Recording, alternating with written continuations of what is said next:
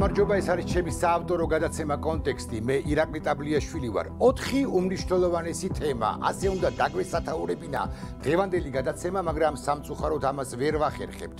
და თუ რატომ, ამაზე ოდნავ მოგვიანებით. მანამდე კი მივყვეთ თანმიმდევრობით. თემა ნომერი 1, კავკასიის რეგიონი. რეალურად ჩვენ უნდა ვსაუბრობდეთ კავკასიაში მიმდინარე პროცესებზე, განახლებულ და ახლა ოდნავ მიმცხრალ კონფლიქტზე სომხეთსა და აზერბაიჯანს შორის.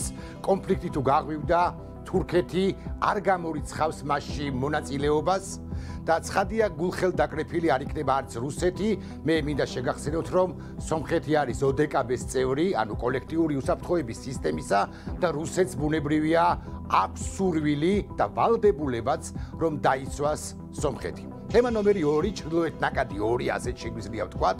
ეს არის გასცადენი ჩრდილოეთ ნაკადი 2, რომელიც ფაქტობრივად უკვე ჩაიშალა და გიგანტმა გაზპრომმა ესე შემიძლია ვთქვა, ჯანდაბამდე გზა ჰქონია, მეთქი დიდი ზარალიც ნახა მილიარდობით დოლარი. თუ ჩრდილოეთ ნაკადი 2 საბოლოოდ დასრულდება, ეს დიდი შანსია ალტერნატიული პროექტებისათვის, მათ შორის თეთრი ნაკადისათვის, რაზეც სამწუხაროდ ჩვენში პრაქტიკულად არავინ ამახვირებს ყურადღებას.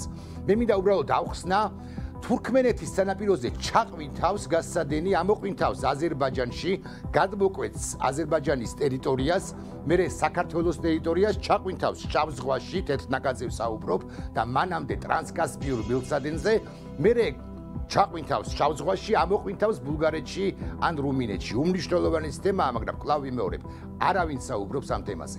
მესამე თემა, კავკასუს ონლაინი. კავკასუს ონლაინის წილის გაყიდვა ძალზედ საინტერესო პროცესია და მნიშვნელოვანია. კითხვები ასეთია: როდის გაიგო კომუნიკაციების კომისიამ, ანუ ბექაურის კომისიამ ეს ამბავი და თუ განგაში იყო ასატეხი, რატომ მანამდე არ ატეხა ეს განგაში?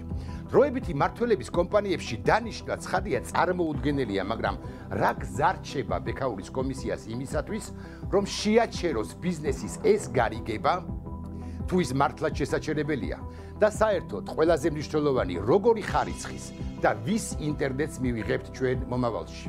მით უფრო ჰიბრიდული ომის პირობებში, როცა რუსეთი ბევრ რამეს აკონტროლებს. საშიშია ის სტრატეგიული გარიგება თუ ის ფინანსური გარიგება სტრატეგიული თვალსაზრისით? ვინაა მართალი? აზერბაიჯანში ყოფილი ელჩი, ბატონი აზერბაიჯანში ყოფილი ელჩი შეერთებული შტატებისა, ბატონი მეტიუ ბრაიზა, რომელიც ამბობს, რომ ეს გარიგება იყო კარგი საქართველოსთვის, თუ მამია სანადირაძე, კავკასუს ონლაინის პირველი დამფუძნებელი და ხსენებული კაბელის, ანუ შავ ზღვაში რომ ჩადის იმ კაბელის ჩადების იდეის ავტორი, პროექტის ავტორი, რომელიც ამბობს, რომ ამ ფინანსური გარიგების უკან შეიძლება რუსული კვალიც კი არ მოვაჩინოთ. თემა ნომერი 4, ინტერრაო და ჩვენ ამაზე ვისაუბრეთ წინა გადაცემაში, ინტერრაო და თელასის გაყიდვა. წინა გადაცემაშიც თქვი და ახლაც მინდა გავიმეორო, ჩემი ინფორმაციით ინტერრაო ელეოდა თელას და მყიდველიც არსებობდა. საკმაოდ სოლიდური კომპანია, ეს შეთანხმება ალბათ უკვე საბოლოოდ ჩაიშალა და ეს ამბავი დაფარულია საქართველოს ხელისუფლების მიერ და არც არავინ საუბრობს ამ თემაზე, არც ოპოზიცია მათ შორის. საერთოდ ენერგოდამოუკიდებლობა არის ქვაკუთხედი ქვეყნის დამოუკიდებლობისა. ჩვენ მომავალში აუცილებლად მიუბრუნდებით იმ ფინანსურ არჩემდგარ გარიგებას, შევეხებით იმ თემას, თუმცა მანამდე ვიტყვი, რომ ინტერრაოს მიერ თელასის გაყიდვა და სხვა ინვესტორის შემოსვლა ფაქტობრივად გადაწყვეტილი იყო და კვლავ ვიმეორებ, ეს იქნებოდა ძალიან კარგი ქვეყნისთვის, მაგრამ კვლავ ვიმეორებ, ეს გარიგება ჩაიშალა და ერთი თემა კიდევ, რომელიც მოხვდა ცხადია ჩვენს ბანერებში. ამერიკული სამხედრო ბაზები საქართველოში. ცხადია, არარეალური პროექტია, ეხლა ამაზე არ გავხურდები, მაგრამ თუ ოცნებაა საქართველოსთვის, მოდი მართლა წავი ოცნებოდ და ვთქვათ, რატომაც არა. რატომაც არა, მით უფრო იმის გათვალისწინებით, რომ ბალტიის 3 სახელმწიფოს არ შემეშალოს ლიეტვის, ლატვიისა და ესტონეთის საგარეო საქმეთა მინისტრებმა თქვეს, ჩვენ მზადა ვართ მივიღოთ ამერიკის შეერთებული შტატების სამხედრო ბაზები სამუდამოდ. უყურეთ, მიაქციეთ ყურადღება ამ სიტყვას სამუდამოდ. რატომ სჭირდებათ ბალტიელებს, აი იმ ბალტიელებს, რომლებიც არიან ნატოს წევრები, ამერიკული ბაზები? იმიტომ რომ მათი ქვეყნის უსაფრთხოება, კვლავ ეს სიტყვა უნდა ვიხმარო, სამუდამოდ იყოს დაცული.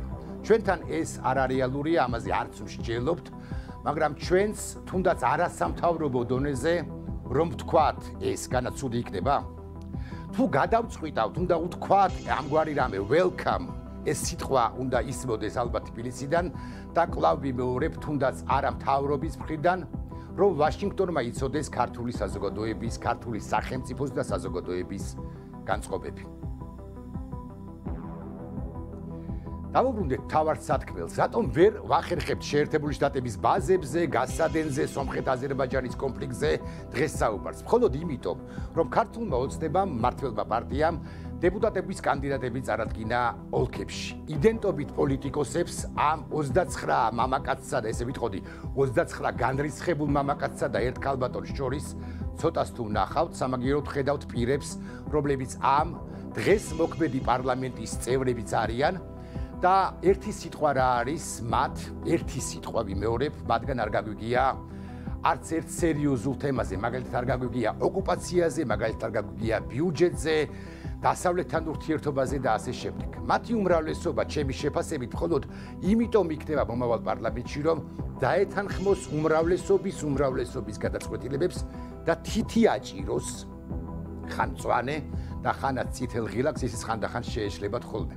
არადა ჩვენ წესით ვირჩევთ სუვერენული, მე ხაზი მინდა გავუსვა, სუვერენული ქვეყნის დემოკრატიულ პარლამენტს და მე სუვერენული ქვეყნის რიგით მოქალაქეს მირჩევნია პოლიტიკაში იყვნენ, კვლავ გავიმეორებ, იდენტობით პოლიტიკოსები, პირები, რომლებიც პოლიტიკაში შერჩებიან დიდხანს თუ ყოველთვის და სხვა შემთხვევაში ბიზნესში კი არ გადავლენ წავლენ ან ხელოვნებაში თუ სპორტში, არამედ სწორედ პოლიტიკურ საკითხებზე მოახდენენ პოზიციონირებას მომავალშიც.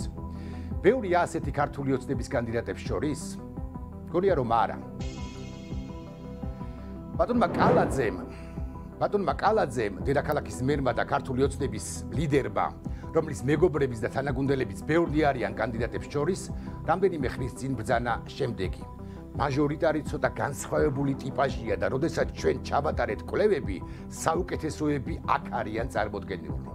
გამოდის, რომ ქვეყნის მასშტაბით საუკეთესოები არიან მაგალითად ყოფილი ფეხბურთელები, რომლებიც ფეხბურთს შერჩებოდნენ, თუ მათ მხარს არ დაუჭერდათ ხსენებული ბატონი კალაძე, ან თვითკმარი ბიზნესმენები, ან პირები, რომელთა უმრავლესობაც არც არაფერს ამბობს, არც არაფერი უთქვამს უმრავლესობას, მაგალითად თემაზე, რამდენი უნდა იყოს ცენტრალური ბიუჯეტი და არ უკითხავს, რატომ არ იზრდება ქვეყნის ეკონომიკა მაგალითად 13%-ით. დღეს რაოდენ გასაკვირიც არ უნდა იყოს, მე ღიად არ ვსაუბრობ პერსონებზე, არ ვიღებ ჩემს ტელეფონს და არ ვრეკავ რომელიმე მათგანთან. დღეს არ ჩავატარებ არც ერთ ტესტს, არ მოვიმარჯვებ ჩემს სმარტფონს და არ დავურეკავ რომელიმე მათგანს კვლავ ვიმეორებ. ჩამჭრელი კითხვით, გაგიკვირდება და არ არის ჩემი მიზანი დღეს მათი ჩაჭრა თუ გაშავება. დღეს უბრალოდ ვიკითხავ ზოგადადაც და კონკრეტული ადრესატების მისამართით.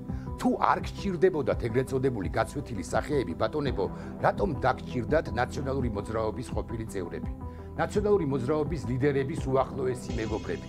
მაჟორიტართა სიაში არიან, არ არიან დასავლეთში განათლება მიღებულები, მაგრამ გახედეთ სხვებსაც, ყოველწლიურად ამთავრებენ დასავლურ უნივერსიტეტებს ახალგაზრდები. რატომ არ სჯობიან ისინი მოქმედ და ყოფილ გამგებლებს თუ მერებს თუ გუბერნატორებს თუ აი ამ 30 კაციდან უმრავლესობას. დიახ, ასეა. ბევრ ახალგაზრდას ნამდვილად არ უნდა მონაწილეობა ქართულ, ბევრის აზრით ნეპოტიზმით გაჯერებულ ქართულ პოლიტიკაში, მაგრამ რომ მოგენდომებინათ, ვერ შეარჩევ დიდ სხვებსაც. რატომ წარუდგინეთ ბატონ ივანიშვილს ამ 30 კანდიდატიდან ბევრი ისეთი, რომელიც დაცლილია, მოდი ასე გეტყვით პირდაპირ, კრიტიკული აზრისაგან, ვინც შებორკილი თუ შებოჭილია. ეს იყო ჩემი ედიტორიალი, შესავალი და ედიტორიალი და დავასრულოთ ახლა ამ თემაზე საუბარი და ვიდრე ინტერვიუმდე მე გთავაზობთ განსაფოცხვერია სიუჟეტს თემაზე, როგორ ირჩევენ ევროპაში დეპუტატებს, პარლამენტებს, ვის ირჩევენ მაგალითად გერმანიაში, ესპანეთში, ლატვიაში, ხოლო შემდგომ ინტერვიუ ნიკა მელიასთან, ოპოზიციის ერთ-ერთ ლიდერთან, თემაზე ოპოზიციის სტრატეგია რაიონებში, ოპოზიციის ხედვები მნიშვნელოვან თემებზე, უშუალოდ მისი ოლქი, ოპოზიციის ერთიანობა და აუცილებლობა, ოპოზიციის შუქჭრილები.